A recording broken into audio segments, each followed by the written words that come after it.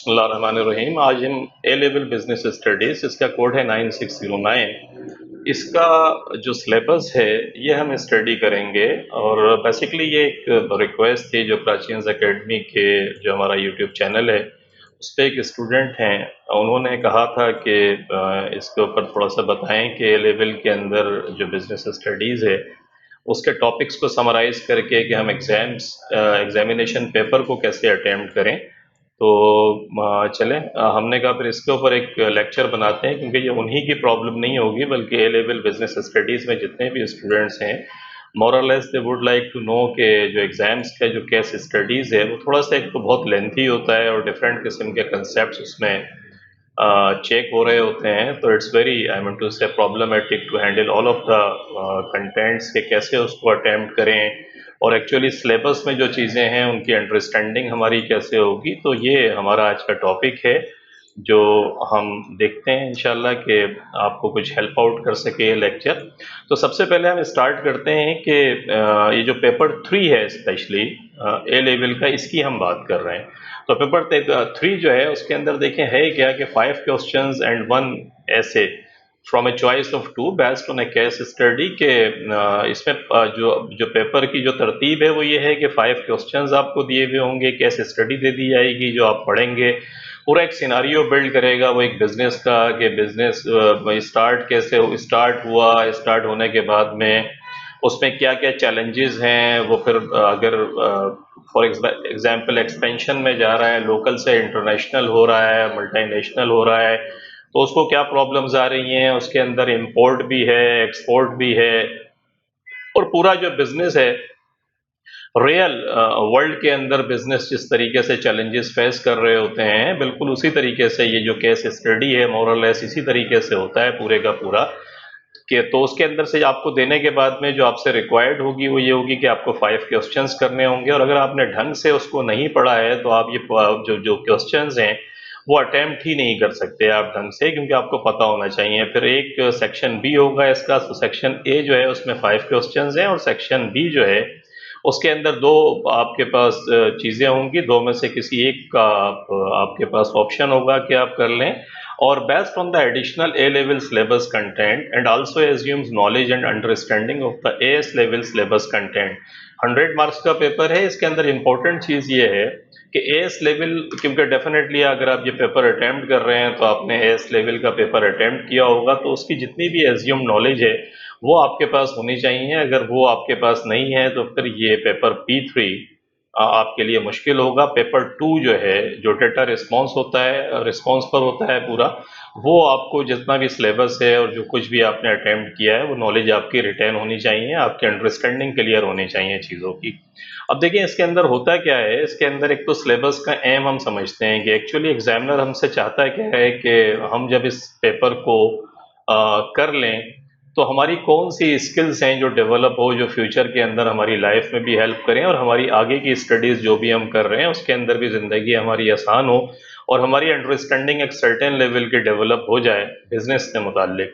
तो सिलेबस क्या करता है, understanding and appreciate the nature and scope of business के बिजनेस एक्चुअली होता क्या है, उसका स्कोप क्या होता है, नेचर क्या होती है, role of business in society, society जिस भी सोसाइटी के अंदर बिजनेस ऑपरेट कर रहा है उसमें बिजनेस का रोल उस सोसाइटी के अंदर क्या होगा, internationally and with in each candidates on country कि आपकी अपनी कंट्री जो है उसके अंदर इन्वायरमेंट के अंदर बिजनेस कैसे ऑपरेट करता है, सोशली रिस्पॉन्सिबिलिटी क्या होती है बिजनेस की, इंटरनेशनल बिजनेस जो है वो किस तरीके से ऑपरेट होते हैं, ये अंडरस्टैंडिंग आपकी होनी चाहिए। Develop critical understanding of organisations, the markets they serve and the process of adding value. ये बड़ा इंपॉर्टेंट है। कहते हैं कि बिजनेस अगर ये सब्जेक्ट आपने लिया है तो ये तो बड़ा क्लियर है कि आपको बिजनेस जो है उसमें इंटरेस्ट है और you would like to know कि यार बिजनेस जो होता है वो किस तरीके से होता है। तो बेसिक अंडरस्टैंडिंग, आपका इंटरेस्ट अगर इस सब्जेक्ट में है, जो डेफिनेटली है, अगर इस सब्जेक्ट को आप पढ़ रहे हैं कि कहीं ना कहीं आपको बिजनेस में इंटरेस्ट है, तो ऑर्गेनाइजेशंस क्या होती हैं और किस तरीके से ऑपरेट करते हैं और वो जो सर्व कर रहे हैं जिस मार्केट को वहाँ वो क्या वैल्यू ऐड करते हैं। मैं यहाँ पर रुककर एक चीज़ आपको समझाऊँ थोड़ा सा, जो भी बच्चे ये लेक्चर मेरा देख रहे हैं इसके लिए बड़ा इम्पोर्टेंट है कि आप कोई भी जो न्यूज़पेपर है, लाइक जैसे बिजनेस रिकॉर्डर है, बिजनेस रिकॉर्डर क्या होता है कि बिजनेस रिकॉर्डर का आप कम से कम थोड़ा सा टाइम निकाल के, क्योंकि ये आपकी अपनी कंट्रीज में रोजाना आप न्यूज़पेपर में भी चीज़ें देखते हैं अगर सोशल मीडिया के ऊपर हैं तो भी कहीं ना कहीं से चीज़ें आ जाती हैं उड़ती उड़ाती। इसके अलावा आपका जो टीवी आप देखते हैं तो वो स्टॉक एक्सचेंज कैसे ऑपरेट कर रहा है, न्यू मार्केट टेक्नोलॉजी आजकल जैसे पाकिस्तान के अंदर आईटी की बहुत बातें हो रही हैं, तो 3G से 4G 5G के ऊपर हम किस तरीके से जा रहे हैं, इंटरनेट की मार्केट किस तरीके से इवॉल्व हो रही है, न्यू चाइना जो पाकिस्तान के अंदर इन्वेस्टमेंट कर रहा है उसके मॉडल्स क्या बन रहे हैं, सीपैक के अंदर अभी बहुत कुछ होने जा रहा है। तो आप अगर बिजनेस रिकॉर्डर को अपनी स्टडी का पार्ट बना लें कि रोजाना कुछ नहीं आप आधा घंटा सिर्फ उसको पढ़ें, हो सकता है बहुत सी चीजें आपकी समझ में ना आए, लेकिन अगर आप रेगुलर बिजनेस रिकॉर्डर को अपनी स्टडी का पार्ट बनाते हैं तो टेक माय वर्ड्स कि ये जो सब्जेक्ट है ये आपको आसान लगेगा, क्योंकि बहुत सारी टर्मिनोलॉजी जो आप सिर्फ किताबों के अंदर पढ़ रहे हैं वो आपको रियल वर्ल्ड में पता चलेंगी कि बिजनेसेस कैसे ऑपरेट हो रहे हैं, न्यू न्यू जो बिजनेसेस हैं पाकिस्तान में इन्वेस्टमेंट, फॉरेन इन्वेस्टमेंट किस तरीके से आ रही है, जॉइंट वेंचर्स किस तरीके से हो रहे हैं, डिफरेंट फ्रेंचाइजीज कैसे हो रही हैं, इंटरनेशनल मार्केट्स पाकिस्तान में आ रही हैं तो क्या हो रहा है, ये स्टोरीज आपको बिजनेस रिकॉर्डर के अंदर मिलेंगी। तो बिजनेस रिकॉर्डर को अपनी स्टडी का डेली पार्ट बनाएं कि आप कहीं ना कहीं इसको जरूर पढ़ें। अगर आप पढ़ते हैं तो आप यकीन माने कि सब्जेक्ट जो है आपको आसान भी लगेगा और बहुत सारी चीज़ों को आप प्रैक्टिकली अप्लाई भी कर लेंगे। तो ये अंडरस्टैंडिंग आपकी होनी चाहिए। Evaluate business behavior from the perspective of a range of stakeholder, including owner हो गया, shareholder हो गया, managers, employee, customer, supplier, lender and government के business के behavior। देखें एक business जब होता है तो business के अंदर जब आप काम कर रहे होते हैं, कोई product आप बना रहे हैं, आप trading का business कर रहे हैं, आप manufacturing business कर रहे हैं, आप services का business कर रहे हैं, because it's all about people। लोग ही उसके अंदर हैं जो उस काम को करेंगे, अपनी सर्विसेज भी आप किसी लोगों को ही दे रहे होंगे। इसके अलावा जो उसके अंदर जो काम कर रहे हैं आपके आपके कस्टमर्स हैं, आपके एम्प्लॉइज हैं, मैनेजर्स हैं बिजनेस के अंदर जो काम कर रहे हैं, सप्लायर जिससे आप माल खरीदेंगे, लेंडर जिससे आप पैसा लेंगे, गवर्नमेंट जिसको आपको टैक्स देना पड़ेगा, उसके रेगुलेशंस हैं। तो एक बिजनेस के बहुत सारे स्टेक होल्डर्स होते हैं।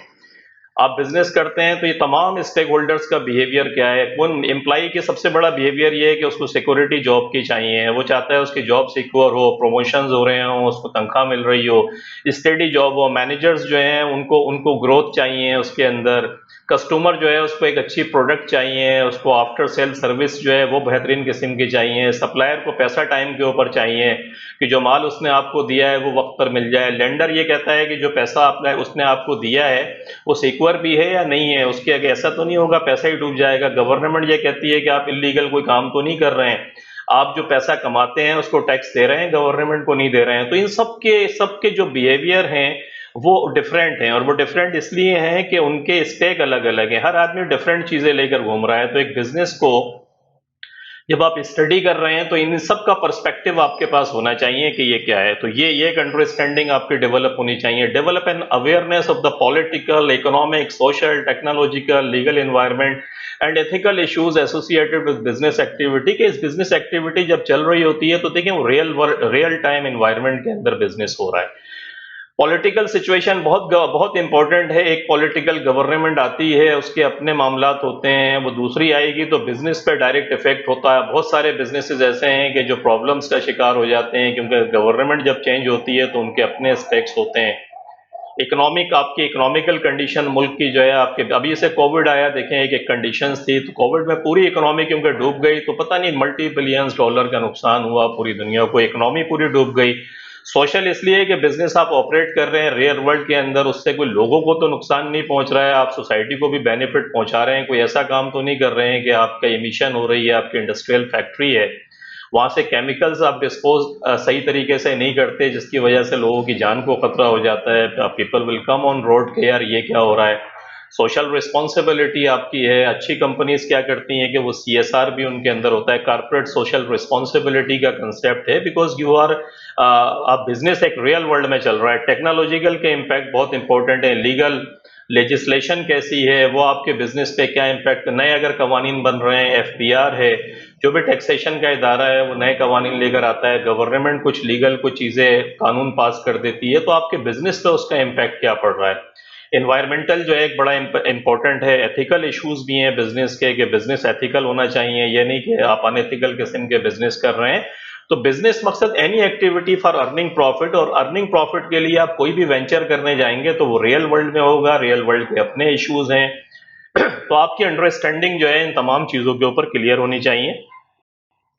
Develop quantitative problem solving, decision making and communication skills. These are the rare जो स्किल्स हैं जो बिजनेस में रिक्वायर हैं, कि आप ये सब पढ़कर जब जाएंगे तो उसमें क्वांटिटेटिव स्किल्स आपकी अच्छी होनी चाहिए, कि नंबर्स से आप प्ले कर सकें, कि नंबर्स अगर आपके सामने आए तो नंबर से प्ले करना आपको आता हो। प्रॉब्लम सॉल्विंग का मकसद है कि अगर इश्यूज आपके आ रहे हैं तो आपकी प्रॉब्लम सॉल्विंग स्किल कैसी है, कि रियल वर्ल्ड में बिजनेस को अगर चैलेंजेस आते हैं तो are you coming up with the innovative thoughts, कि आपकी थॉट्स इनोवेटिव हैं या नहीं है, डिसीजन मेकिंग एबिलिटी है या आप डिसाइसिव हैं या नहीं है। कम्युनिकेशन स्किल का मकसद है जो कुछ आपने समझा वो अपने बोर्ड को, अपनी मैनेजमेंट को आप समझा भी सकते हैं या नहीं समझा सकते हैं। तो ये स्किल्स जो हैं डेवलप करने के लिए जो सिलेबस का आपका एम है वो बेसिकली ये है। और ये जो एम है इसका यही बेसिकली वो क्या करता है कि केस स्टडी में जब कोई सिनारियो बिल्ड करता है तो सिनारियो में ये तमाम चीजें वो आपसे चेक करता है, आपकी अंडरस्टैंडिंग को, कि यार आपकी ह्यूमन रिसोर्सेज से रिलेटेड आपकी नॉलेज अच्छी है या नहीं है, ऑर्गेनाइजेशन का साइज कैसा होना चाहिए, बिजनेस जो आप कर रहे हैं उसको लार्ज स्केल के ऊपर करना है, उसको स्मॉल स्केल के ऊपर करना है, आप कैसे मैनेज करेंगे, आपको मार्केटिंग का पता है नहीं पता है कि मार्केटिंग कैसे करेंगे, प्रोडक्ट तो बन गई है, मार्केटिंग के मामला क्या होंगे, आपको इंपोर्ट एक्सपोर्ट का पता है कि अगर इंपोर्ट आपको करनी है तो क्या होगी, आपको डॉलर्स की करेंसी की जो फ्लक्चुएशन है, किसी कंट्री के अंदर अगर करेंसी जो है डेप्रिशिएट होती है, अप्रिशिएट होती है, तो आपको इसका पता है या नहीं है। बिजनेस में स्ट्रेटेजी अगर बननी है कि आप पॉइंट ए पर खड़े हैं और पॉइंट बी पर आपको पहुंचना है, तो आपको पता भी है कि स्ट्रेटेजी क्या होती है, स्ट्रेटेजी कैसे अप्लाई करेंगे। तो इस किस्म के प्रैक्टिकल स्किल्स अगर आपके पास हैं तो ये सब्जेक्ट भी आपको आसान लगेगा और आप करेंगे। And again I am repeating for the sake of clarity कि बिजनेस रिकॉर्डर को आप डेली स्टडी करें। अगर आप बिजनेस रिकॉर्डर को डेली स्टडी करेंगे तो टेक माई वर्ड्स के सब्जेक्ट भी आपको आसान लगेगा और आपकी समझ में भी आएगा। आगे बढ़ते हैं। आगे के अंदर देखें 4 किस्म की अंडरस्टैंडिंग है जो असेसमेंट ऑब्जेक्टिव है। असेसमेंट ऑब्जेक्टिव क्या है कि नॉलेज एंड अंडरस्टैंडिंग का लेवल आपका अच्छा होना चाहिए। जो कुछ आप पढ़ रहे हैं आपको पता होना चाहिए। असेसमेंट ऑब्जेक्टिव 2 है इनका इस पेपर का, कि एप्लीकेशन आपको आनी चाहिए, जो पढ़ा है उसको आप अप्लाई भी कर सकते हैं या उसको आपने लपेट कर रख दिया है साइड में। तो अगर आपकी एप्लीकेशन अच्छी है तो ये एक स्किल चेक होगी। फर्दर ये कि अप्लाई तो कर रहे हैं, एनालिटिकल स्किल्स भी आपके अंदर है कि डिफरेंट किस्म की चीजें जब आपके सामने आते हैं, इश्यूज आपके सामने आते हैं, तो उन इश्यूज को आप एनालाइज भी करके सही फैसले की तरफ पहुंच सकते हैं। नंबर से प्ले करना आपको आता है। Qualitative and quantitative business information जो आपके पास आ रही है उसको आप एनालाइज करने के काबिल हैं या नहीं है, फिर उसको इंटरप्रेट भी कर सकते हैं। जो डिफरेंट नंबर्स का आपस के अंदर रिलेशनशिप है, जो इश्यूज हैं उनका आपस में कनेक्टिविटी कितनी है, ये स्किल आपकी है कि उनको आप कनेक्ट करके सोचने के काबिल हैं या नहीं है। फैक्चुअल एविडेंस एंड ओपिनियन और वैल्यू जजमेंट के। वैल्यू जजमेंट का मकसद है कि समटाइम्स नंबर्स तो आपको कुछ और बता रहे हैं लेकिन आपकी जजमेंट कॉल है। इनोवेशन जो है इसी को कहते हैं, क्रिएटिविटी इसी को कहते हैं कि नंबर से ऊपर उठकर भी आपकी एबिलिटी है कि नंबर्स तो कुछ कह रहे हैं लेकिन आप सिचुएशन को समझ के को आपकी अपनी जजमेंट भी है कि आप कहते हैं कि यार नंबर तो ये बता रहे हैं लेकिन फ्यूचर को मैं इस तरीके से प्रिडिक्ट करता हूं और मेरे ख्याल से ये फैसला करना चाहिए, जो फैक्चुअल एविडेंस के साथ साथ भी है और समटाइम्स जो है उससे उससे जो नंबर्स बता रहे हैं उससे ऊपर की बात है। तो creativity, innovation and drawing valid inferences. तो इन्फर करना किसी चीज को कि जो भी डेटा आपको दिया गया है, जो सिचुएशन दी गई है, उससे आप इन्फर कितना अच्छा करते हैं, आप अपनी जजमेंट पर कैसे पहुंच रहे हैं। तो ये एनालिटिकल स्किल आपकी वो चेक करेगा। फिर इवेल्युएट करना, डिफरेंट किस्म के ऑप्शंस आपको दिए जा रहे हैं, एक्सप्लेनेशन है, डिस्कशन है, आर्ग्यूमेंट्स है, somebody is coming up with the different judgement, different आपका पॉइंट ऑफ व्यू है लोगों का, because you are working in the real world, people are coming from different direction. Maybe आपका जो board है, आपकी सीनियर मैनेजमेंट है, उसके डिफरेंट व्यूज हैं and you have another view. तो आपकी कम्युनिकेशन स्किल ऐसी है कि आप इवेल्युएट करके कोई फैसला करके बता सकते हैं डिफरेंट चीज़ों के बाद क्या होगा, कौन सा ऑप्शन बेहतर रहेगा। तो रिकमेंडेशंस करना, तो ये इस किस्म की स्किल्स जो हैं वो आपकी चेक करेगा। इसके नंबर्स हैं जो डिफरेंट आ रहे होंगे वो देख लेते हैं। पेपर 3 के अंदर अगर हम देखें तो नॉलेज एंड अंडरस्टैंडिंग जो है वो 20% है, इसके बाद अगर एप्लीकेशन के 20% है, इसके एनालिसिस देखें नंबर बढ़ रहे हैं क्योंकि आपके एनालिटिकल स्किल के नंबर बढ़ गए। इसी तरीके से एवेल्युएशन जो वो चेक करेगा वो 30% होगी। तो ये आपको क्लैरिटी होनी चाहिए कि इस सब्जेक्ट के अंदर वो डिमांड आपसे क्या कर रहा है, रिलेशनशिप क्या होगा, उसकी वेटेज भी देख लें कि ए लेवल में आएंगे तो नॉलेज एंड अंडरस्टैंडिंग की वेटेज 30% है, इसकी एप्लीकेशन 20% है, लेकिन इवेल्युएशन की और अपना एनालिसिस की जो परसेंटेज है उसकी वेटेज बढ़ जाती है। तो ये इम्पोर्टेंट है कि आप इवेल्युएशन करने के काबिल हैं। सब्जेक्ट के अंदर एक और बड़ा इम्पोर्टेंट किस्म का ये एलिमेंट है, तो इसको हम देख लेते हैं। उसके बाद फिर हम आते हैं इसका जो सब्जेक्ट है उस सब्जेक्ट के हम सिलेबस पर आते हैं और इसको स्टडी करते हैं कि एक्चुअली है क्या। तो देखें एस लेवल में जो कुछ पढ़ा आपने वो तो आपको आना ही चाहिए। उसके बाद जो एडिशनल नॉलेज है जो ए लेवल की है हम वहां से पढ़ते हैं कि क्या वो आपसे डिमांड कर रहा है, जो स्पेशली ए लेवल में सिलेबस किस तरीके से आएगा। और अगेन मैं आपको रुककर एक बात बताऊं कि जो केस स्टडी का जो पेपर है ना, इसके अंदर एक इंपॉर्टेंट एलिमेंट आप अपने जहन के अंदर रखें कि एक तो ये लंबा बहुत होता है। अच्छा है नहीं कुछ भी, क्योंकि आपने डिफरेंट जो पार्ट्स एग्जाम के अंदर पढ़े होंगे, सिलेबस में पढ़े होंगे, जो कुछ आप पढ़ रहे हैं उनकी practical application with analysis and evaluation के साथ वो आपसे पूछेगा। तो बिट एंड पीसेस में जितनी भी आप चीजें पढ़ रहे हैं ये सब कंसोलिडेट होके तमाम चीजों को एक केस स्टडी बनाएगा, एक सिनारियो बिल्ड करेगा। उस सिनारियो के अंदर एक बिजनेस होगा, बिजनेस जो है वो चल रहा होगा या तो वो इस्टेब्लिश होगा, बिजनेस इस्टेब्लिश होने के बाद उसको वो एक्सपेंशन की तरफ लेकर जा रहा होगा, एक्सपेंशन में उसकी प्रोडक्ट होगी, वो कहेगा मैं नेशनल से निकलकर इंटरनेशनल बिजनेस में चला जाता हूँ, इंटरनेशनल बिजनेस में जाएगा, उसकी प्रोडक्ट से रिलेटेड कुछ चीज़ें हो सकती हैं, फाइनेंशियल प्रॉब्लम बिजनेस को आ रही है, वो आपको फाइनेंशियल प्रॉब्लम्स दे के बताएगा। फिर वो आपसे कहेगा कि एक प्रोजेक्ट हम शुरू कर रहे हैं, उस प्रोजेक्ट से हमें ये फ़ायदे हासिल होंगे, उस प्रोजेक्ट से वो आपको फिर फाइनेंशियल अकाउंटिंग आपकी चेक करेगा। तो डिफरेंट किस्म की चीज़ें होंगी जिसमें मार्केटिंग की स्किल को वो आपको चेक कर लेगा। तो इस पूरी केस स्टडी के अंदर रियल बिजनेस चल रहा होगा जिसमें ये तमाम कंपोनेंट्स जो आपके सिलेबस में हैं वो कहीं ना कहीं चेक हो रहे होंगे।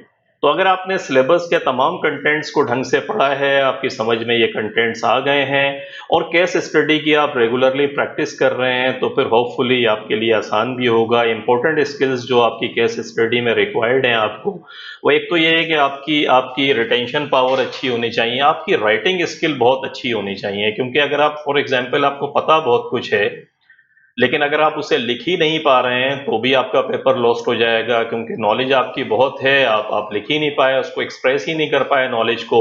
इसके अलावा यह है कि आपके कनेक्टिविटी थॉट्स अच्छे होने चाहिए कि जब आप केस स्टडी को पढ़ते हुए आ रहे हैं तो डिफरेंट लिंक्स आपके जो आपने पढ़े हैं आप उसको नोट डाउन करते हुए जाएं कि अच्छा यहाँ से ये चल रहा है, यहाँ पर उसने मुझसे एचआर से रिलेटेड चीज़ें जो हैं डिस्कस हो रही हैं, यहाँ पर अकाउंटिंग डिस्कस हो रही है, यहाँ पर मार्केटिंग डिस्कस हो रही है, यहाँ पर स्ट्रेटेजी डिस्कस हो रही है। तो जो आपने पढ़ा है अगर आप लिंकेजेस बनाते हुए अपने ढंग से आ रहे हैं और फिर आप करेंगे तो आपको ये पेपर आसान लगेगा। अब हम इसके सिलेबस को देखते हैं कि सिलेबस क्या है। सिलेबस देखिए, पहला आपने वही सिलेबस है एडवांस फॉर्म के अंदर। आपसे बिजनेस स्ट्रक्चर के ऊपर एक आपका एक है, बिजनेस स्ट्रक्चर के अंदर आपका ये है कि एडवांस नॉलेज है, तो आपसे local, national and multinational business जो है जो आपने सिलेबस में पढ़ा है उसको वो लेकर आएगा। जैसे मैंने आपको बताया कि एक लोकल बिजनेस है, अगर हो सकता है केस सिनारियो इस किस्म का है कि लोकल से वो नेशनल पर जा रहा है, नेशनल से फिर वो मल्टीनेशनल बिजनेस के अंदर जा रहा है, तो इसमें जो कुछ पढ़ा है उसका एप्लीकेशन है। मल्टीनेशनल बिजनेस ऑपरेट कैसे करते हैं, प्राइवेटाइजेशन क्या होती है, कि अगर प्राइवेटाइजेशन का मकसद है कि एक बिजनेस चल रहा है, अगर गवर्नमेंट उसको प्राइवेटाइजेशन की तरफ लेकर जाती है तो उसके एडवांटेजेस डिसएडवांटेजेस जो हैं वो क्या होंगे, और ये आपका टॉपिक है। उसके बाद साइज ऑफ बिजनेस बड़ा इंपॉर्टेंट है कि एक्सटर्नल ग्रोथ आपको करनी है, साइज आपको क्या छोटा साइज रखना है, स्मॉल स्केल पे बिजनेस आप चलाएंगे, लार्ज स्केल पर आप चलाएंगे। अगर आपकी ग्रोथ आपको करनी है एक्सटर्नल तो आप दूसरे जो बिजनेस चल रहे हैं क्या उनके साथ मर्जर करेंगे। मर्जर का मकसद है कि आपने एक बिजनेस के साथ जो है मर्ज कर लिया आपने। जैसे ग्लेक्सो स्मिथ क्लाइन एक फार्मास्यूटिकल कंपनी, ग्लेक्सो अलग थी, स्मिथ स्मिथ क्लाइन, इनको मर्जर हो गया इनका उठा के। तो बड़ी बड़ी कंपनीज के आजकल अगर आप इंटरनेशनल न्यूज़ पढ़ते हैं और आपको दिलचस्पी है तो बड़े बड़े बिजनेस आपस में मर्ज हो रहे होते हैं, एक छोटे बिजनेस को बड़ा बिजनेस टेक ओवर कर लेता है। ये एक्सटर्नल ग्रोथ है कि आप चलते हुए बिजनेसेस के साथ कर रहे हैं, तो कंग्लोमरेट्स हैं, वर्टिकल आप ऊपर जा रहे हैं। तमाम कंसेप्ट्स आपने पढ़े हैं, पढ़े होंगे, नहीं पढ़े हैं तो आप इनको पढ़ें अपने सिलेबस में। एक्सटर्नल ग्रोथ जो है ये बड़ा इंपॉर्टेंट है। इसके ऊपर केस स्टडी में क्या हो सकता है, केस स्टडी के अंदर वो इस तरीके से पूछ सकता है आपसे कि एक बिजनेस चल रहा है, वो कहेगा कि यार ज्वाइंट वेंचर करना बेहतर है या हम टेक ओवर कर लें, ये बेहतर है। यहाँ प्रैक्टिकल एप्लीकेशन वो आपकी इन कंसेप्ट्स की यहाँ पर आएगी। बिजनेस ऑब्जेक्टिव ये आपने पढ़ा होगा एएस लेवल में, वही है कि आपके बिजनेस का ऑब्जेक्टिव क्या है, बड़ा इंपॉर्टेंट है ये। शेयर होल्डर्स के स्टेक होल्डर्स, जैसे कि मैं आपको बताकर आया अभी, एएस लेवल में पढ़ा भी होगा कि डिफरेंट स्टेक होल्डर्स होते हैं एक बिजनेस के।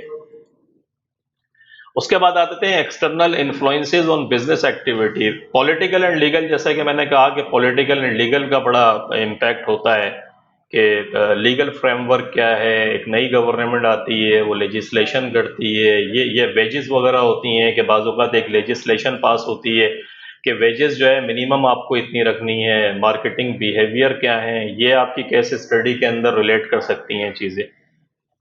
तो ये एक आपका इम्पोर्टेंट पार्ट है जो केस स्टडी में आ सकता है। इकोनॉमिक कंस्ट्रेंट्स एंड इनेबलर्स, के इकोनॉमिक कंस्ट्रेंट्स क्या हैं, how the state might intervenes to help businesses के। इकोनॉमी अगर डाउन, जैसे भी कोविड के अंदर आपने देखा कि पूरी इकोनॉमिक्स जो है, इकोनॉमी जो है वो डाउन हो गई, तो इसके अंदर इकोनॉमी डाउन होती हैं तो गवर्नमेंट के इंसेंटिव्स क्या हैं। आपकी केस स्टडी से रिलेट इस तरीके से कर सकता है कि आप किसी ऐसे कंट्री के अंदर बिजनेस करने का सोच रहे हैं, एक्सपेंशन के लिए जा रहे हैं, कि जहाँ की इकोनॉमिक गवर्नमेंट बहुत सारी फैसिलिटीज़ आपको दे रही है, तो उन फैसिलिटीज़ के साथ आपके लिए वो फेवरेबल सिचुएशन हो जाती है कि आप वहाँ बिजनेस कर सकते हैं। तो इस किस्म के टॉपिक्स जो हैं ये भी आएंगे, इसको देख लें उठा के। सोशली तौर पर क्या होगा कि सोशली तौर पर आप ये कर सकते हैं, सीएसआर जैसे हो गया, मैंने बताया कारपोरेट सोशल रिस्पॉन्सिबिलिटी। ये बड़ा एग्जाम के अंदर केस स्टडी के अंदर आएगा कि कारपोरेट सोशल रिस्पॉन्सिबिलिटी जो है वो क्या होती है और हम उसको किस तरीके से करते हैं। तो ये रिलेट करेगा आपकी केस स्टडी के अंदर। टेक्नोलॉजी बड़ा इंपॉर्टेंट है, आपके नए प्रोजेक्ट आ रहे हैं, केस स्टडी के अंदर वो आपसे ये पूछ सकता है कि यार टेक्नोलॉजी को अगर हम लेकर आते हैं बिजनेस में तो उसका इम्पैक्ट हमारी प्रोडक्शन पे क्या पड़ेगा, हमारे बिजनेस पे क्या पड़ेगा, अदर बिजनेसेस जो हैं वो कैसे ऑपरेट कर रहे हैं और कैसे करते हैं, ये भी रिलेट। कॉम्पिटिटिवनेस के अंदर ये आ जाएगा। डेमोग्राफिक पॉपुलेशन क्या है, डिफरेंट जेंडर्स क्या हैं किसी कंट्री के, ये बड़ा इम्पैक्ट करता है। ये केस स्टडी के अंदर जो है वो आपको डाल के बता सकता है कि किसी कंट्री के अंदर सॉरी अगर हम जा रहे हैं तो उसकी डेमोग्राफी कंडीशन क्या है। तो डिटेल से तो आप पढ़ लेंगे, I am just giving you an example के इसको किस तरीके से केस स्टडी से एक बिजनेस के अंदर रिलेट किया जा सकता है। इन्वायरमेंट का बड़ा इंपॉर्टेंट इम्पैक्ट है। समटाइम्स इन्वायरमेंट से रिलेटेड वो केस स्टडी में डाल सकता है कि एक बिजनेस जो है वो ऑपरेट कर रहा था, वो कोई इंग्रेडिएंट ऐसा इस्तेमाल कर रहे हैं जो इन्वायरमेंटली तौर पे सही नहीं है, तो प्रेशर ग्रुप्स आ गए, सोसाइटी ने उठ के एहतजाज करना शुरू कर दिया, तो अल्टरनेटिव स्ट्रेटेजी क्या बनेगी, ये इंपॉर्टेंट हो सकता है। उसके बाद मैनेजमेंट एंड लीडरशिप का एक बड़ा इंपॉर्टेंट है, मोटिवेशन का बड़ा इंपॉर्टेंट है कि ह्यूमन रिसोर्सेज वर्क पॉपुलेशन जो आपकी वर्क फोर्स है वो बड़ा इंपॉर्टेंट आ सकता है कि भाई किसी कंट्री की वर्क फोर्स क्या है, आप मोटिवेट कैसे करेंगे, उसके फैसले आप कैसे करेंगे।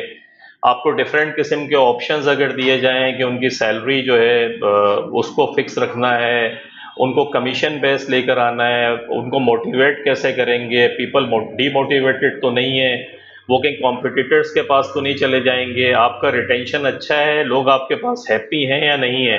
तो ये वर्कफोर्स मैनेजमेंट से रिलेटेड जितनी भी चीज़ें हैं ये सारी की सारी बहुत इंपॉर्टेंट हैं और केस स्टडी के अंदर आप डिटेल से तो पढ़ ही लेंगे जो कुछ है, लेकिन ये वर्कफोर्स जो है ना, देखें बिजनेस के अंदर बहुत इंपॉर्टेंट है, तो इसको ध्यान से पढ़ें। जो कुछ आपकी किताब में लिखा हुआ है उसका प्रैक्टिकल एप्लीकेशन वो आपसे पूछेगा एग्जाम में, तो आपको इसका पता होना चाहिए। ऑर्गेनाइजेशन स्ट्रक्चर जो है वो किस तरीके से आएगा कि relationship between business objectives people and organisational structure किस तरीके से बनेगा, फंक्शनल है, सेंट्रलाइज है, डिसेंट्रलाइज है, आप डेलीगेशन ऑफ अथॉरिटी आपने कैसे करी है, अकाउंटेबिलिटी आपकी क्या है, स्ट्रक्चर आपका फॉर्मल है बिजनेस का या इनफॉर्मल है। तो ये तमाम चीज़ें जो हैं स्ट्रक्चर से रिलेटेड ये बहुत इंपॉर्टेंट है कि यार स्ट्रक्चर डिफरेंट कंट्रीज़ के अंदर, डिफरेंट इन्वायरमेंट के अंदर डिफरेंट स्ट्रक्चर जो है वो अप्लीकेबल होता है। तो अगर आपने इसकी थियरी ढंग से पढ़ी हुई है तो केस स्टडी के अंदर आप इस काबिल होंगे कि आप सजेस्ट कर सकेंगे कि यार कौन सा स्ट्रक्चर जो है इस बिजनेस के लिए बेहतर है। तो केस स्टडी को इसको आप ध्यान से देखें। बिजनेस कम्युनिकेशन बहुत इंपॉर्टेंट है कि अगर कम्युनिकेशन आपकी ढंग की नहीं है तो फिर समझ लें सब चीज़ों की लग जाएगी आपकी, जो भी मामलात आप कर रहे हैं। तो कम्युनिकेशन बहुत इंपॉर्टेंट होनी चाहिए कि कम्युनिकेशन क्या होगी, आप किस तरीके से कम्युनिकेट कर रहे हैं अपने गोल्स को, अपने टारगेट्स को, टू वे कम्युनिकेशन आपकी कितनी अच्छी है, the role of management in facilitating का ये बड़ा इंपॉर्टेंट है ऑर्गेनाइजेशंस के अंदर कि अगर आपकी कम्युनिकेशन ऑर्गेनाइजेशन में अच्छी नहीं है, ऊपर गोल्स तो बन जाते हैं, नीचे से कैस्केड ही नहीं होते, ऊपर के जो जो फैसले हैं वो नीचे नहीं आ रहे हैं, वर्क फोर्स को क्या करना है ये पता ही नहीं है, क्लियर कम्युनिकेशन ही नहीं है। तो ये बड़ा इंपॉर्टेंट है। तो कम्युनिकेशन जो है डायरेक्टली इफेक्ट करती है बिजनेस के अंदर। ये टॉपिक भी बहुत इंपॉर्टेंट है, आपके सिलेबस का है। मार्केटिंग बड़ा इंपॉर्टेंट है। आपको पता है कि मार्केटिंग मिक्स कैसे करेंगे आप, प्रोडक्ट आपकी कैसी होगी, प्राइस आपकी क्या होगी, प्लेसमेंट कहाँ करनी है, प्रमोशन कैसे करेंगे। अब तो डिजिटल मीडिया भी आ गया है तो डिजिटल मार्केटिंग बड़ा इंपॉर्टेंट रोल प्ले करती है। ये इसकी अंडरस्टैंडिंग आपकी क्लियर होनी चाहिए और जो केस स्टडी आएगा उससे डायरेक्ट रिलेट करेंगे ये चीज़ें। तो मार्केटिंग प्लानिंग वगैरह को आप देखें, ये आपके सिलेबस का एक इम्पोर्टेंट पार्ट है। ग्लोबलाइजेशन एंड इंटरनेशनल मार्केटिंग मैंने आपको बताया कि ये नॉर्मल पैटर्न है केस स्टडी का। अगर आप देखेंगे कि वो लोकल छोटा बिजनेस होता है, एक्सपेंड होता है, फिर नेशनल से वो इंटरनेशनल मार्केट में जाते हैं, इंपोर्ट एक्सपोर्ट, ये तमाम चीज़ें रिलेट करती हैं, तो आपको इनका पता होना चाहिए।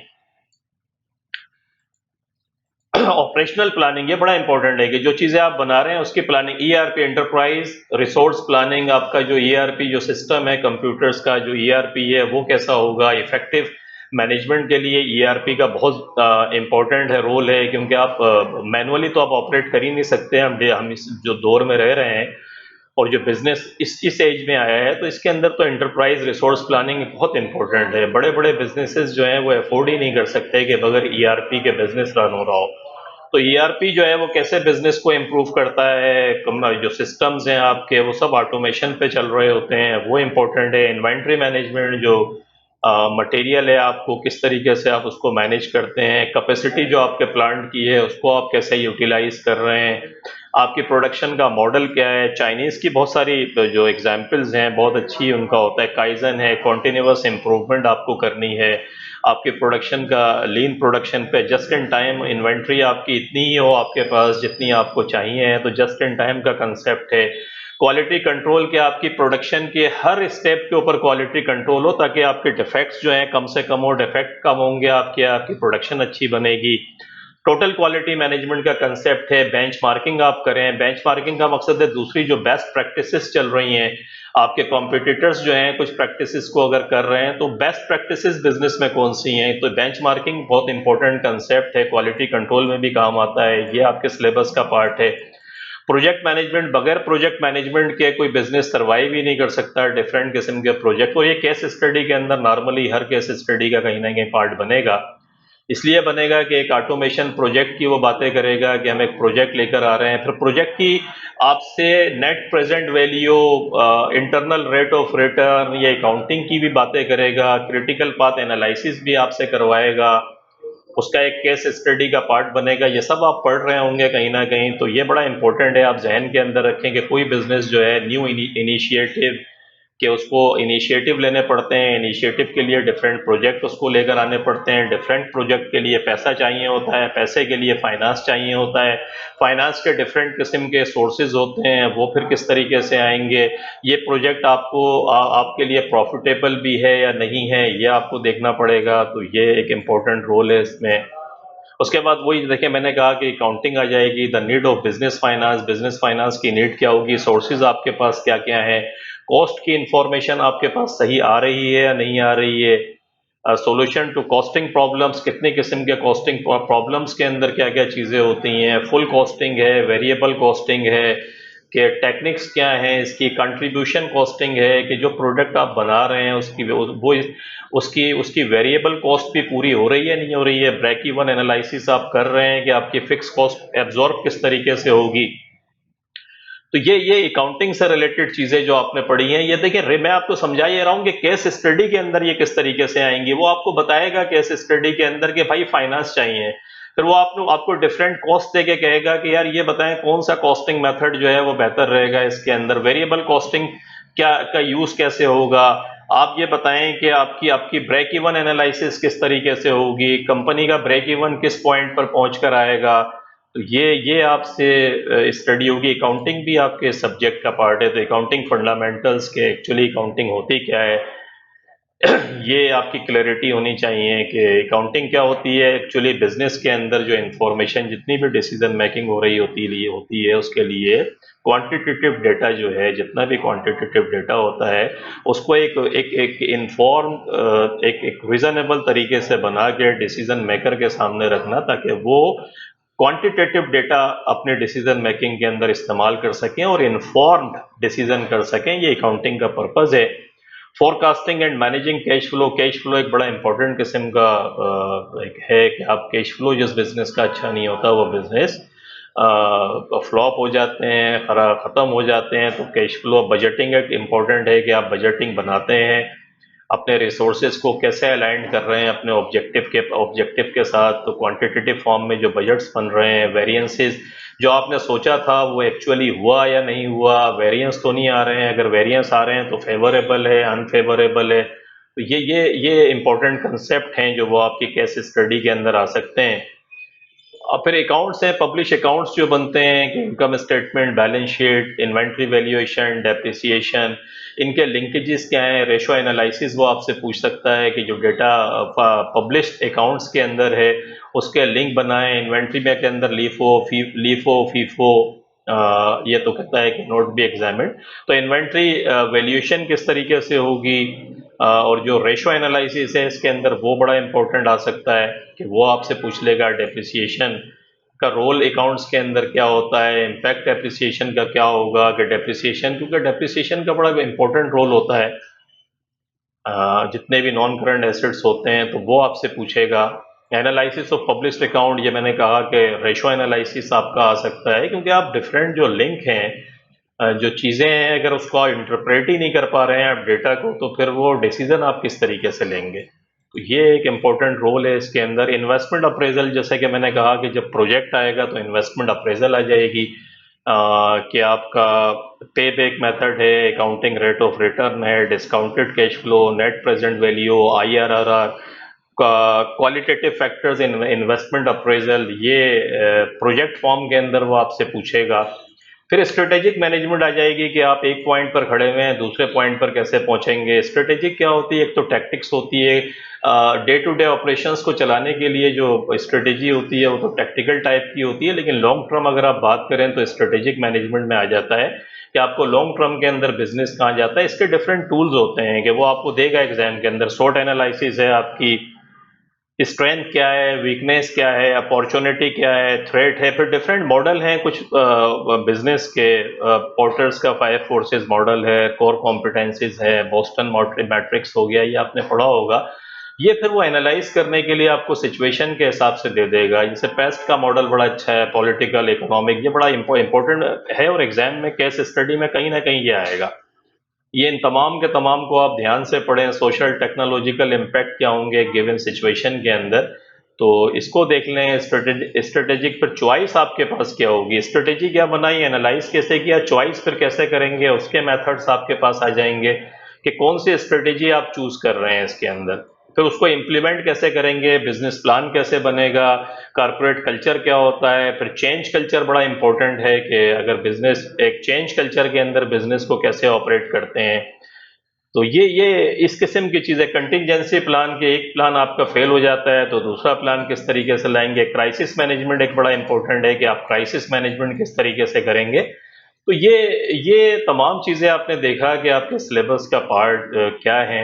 और ये तमाम लॉजिकल है। अगर आप इसको समझने की कोशिश करें, जो कुछ हमने पढ़ा एक बिजनेस क्या है, बिजनेस जब चलेगा तो बिजनेस के अंदर फिर आपकी इन्वेस्टमेंट भी होगी, इन्वेस्टमेंट होगी तो इन्वेस्टमेंट का रिटर्न प्रॉपर मिल रहा है, प्रोजेक्ट्स भी आएंगे, प्रोजेक्ट्स आपके प्रॉफिटेबल हैं या नहीं है तो इन्वेस्टमेंट अप्रेजल भी आपको करनी पड़ेगी। जब आप बिजनेस कर रहे हैं तो अकाउंट्स भी बनेंगे, जब अकाउंट्स बनेंगे तो फिर आप उसे इंटरप्रेट भी करेंगे कि वो डेटा आपको कहाँ लेके जा रहा है, वो इंटरप्रिटेशन के अंदर आ जाएगा। इन्वेंट्री भी होगी, उसकी वैल्यूएशन करनी पड़ेगी।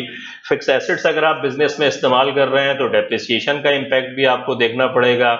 लोकल मार्केट है, इंटरनेशनल मार्केट है, बिजनेस लार्ज स्केल पे करना है, बिजनेस स्मॉल स्केल के ऊपर करना है।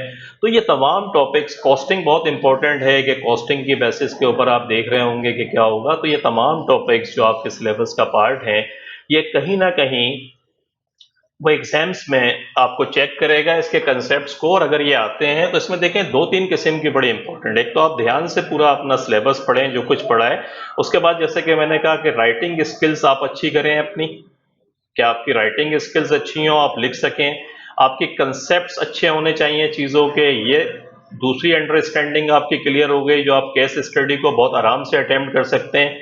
तीसरे, लिंकेजेस आपकी इंपॉर्टेंट होनी चाहिए कि डिफरेंट किस्म के लिंकेजेस आप इस्टेब्लिश करते हुए चलें कि यार ये इसने कहा था तो यहाँ आ गया।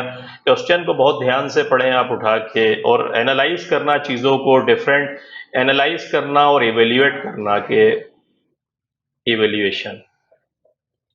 ये अगर 4-5 चीज़ें आपकी आपकी बेहतर हैं तो होपफुली इंशाल्लाह आप ये पेपर बहुत अच्छे तरीके से कर लेंगे और आपको कोई प्रॉब्लम भी नहीं होगी। लेकिन एक इम्पोर्टेंट चीज़ जो मैं फिर आपको बता दूं आखिर में क्लोज करते हुए इस लेक्चर को, कि आप क्योंकि बिज़नेस स्टडीज़ और ए लेवल की बिज़नेस स्टडीज़ का पेपर आप करने जा रहे हैं, और अगर आपका बिजनेस एक्यूमेन अच्छा नहीं है और बिजनेस को आप ढंग से समझ नहीं रहे हैं, तो फिर आप रट्टा लगा के हो सकता है पास हो जाएं, लेकिन आपके कंसेप्ट्स क्लियर नहीं होंगे कभी भी और आप स्टडी में आगे फंसेंगे जाके।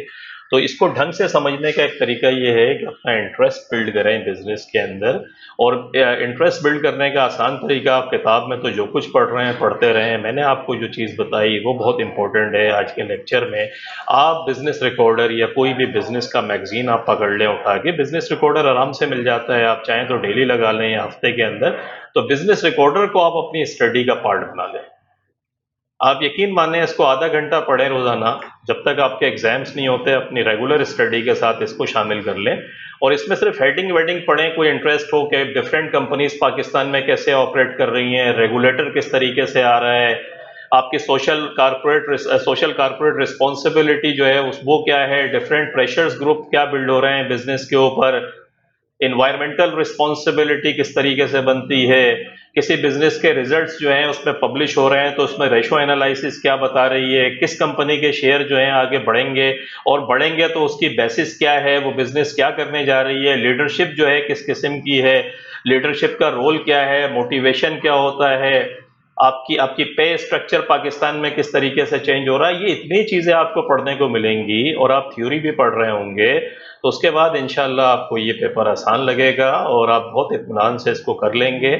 तो आज के लिए इतना ही। इंशाल्लाह होप कि आपकी समझ में आया होगा, आपके लिए लेक्चर आपकी स्टडी में हेल्पफुल होगा। तो अपना बहुत ख्याल रखिएगा, इस पर फीडबैक भी दीजिएगा अपना, और कोई चीज़ हो तो वो भी बता दीजिएगा। कराचियंस एकेडमी के यूट्यूब चैनल को सब्सक्राइब करना नहीं भूलिएगा। अपना बहुत ख्याल रखें। Thank you very much for watching the video. अल्लाह हाफिज़।